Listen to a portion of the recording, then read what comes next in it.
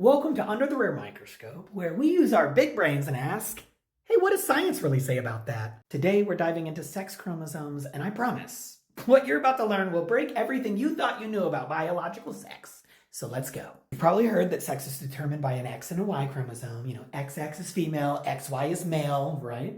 Wrong! Let me introduce you to the SRY gene. It's a tiny little gene that actually controls male development. But biology doesn't do normal. So someone can be born with XX chromosomes and develop male traits because they have the SRY gene. And then you can have someone with XY chromosomes that develop female traits because their SRY gene is missing or inactive. So already XX equals female and XY equals male is falling apart real fast. Now what if I told you humans don't even have just two chromosomal configurations? Here are some real, naturally occurring human chromosomal patterns that exist right now. First, you have Turner syndrome, where they have one X and no Y. Still a female that reads XO.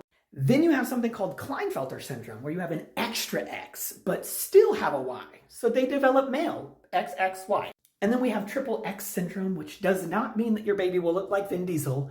It means that your baby will have 3 X chromosomes. Not 2, 3, still female. Then you can be born XYY. 2 Ys, still male. That's honestly nothing. Scientists have found even rarer configurations than that. Remember that we have 46 chromosomes. So somebody with 48 XXYY has 48 chromosomes. That's 2 extra sex chromosomes. And just when you thought that was weird, they also have a 49 XXXXY.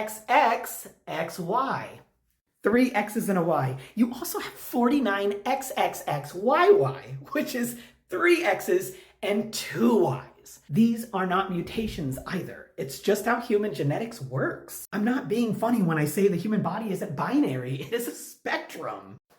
There's also something called mosaicism, where a person's cells don't all match. You can have 45X, 46XY mosaicism. Some of your cells are going to say Turner syndrome, and some are going to be a result mixing in male and female traits. And then there's something called 46XX, 46XY mosaicism, where some cells are XX, then some are XY.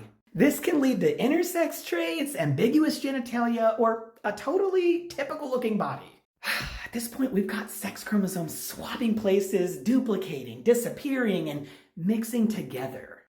And yet people still think sex is just a simple XX or XY checkbox. Here's the truth. Sex isn't binary, and it never has been. The idea that there are just 2 biological sexes, that's not science. It's an oversimplification.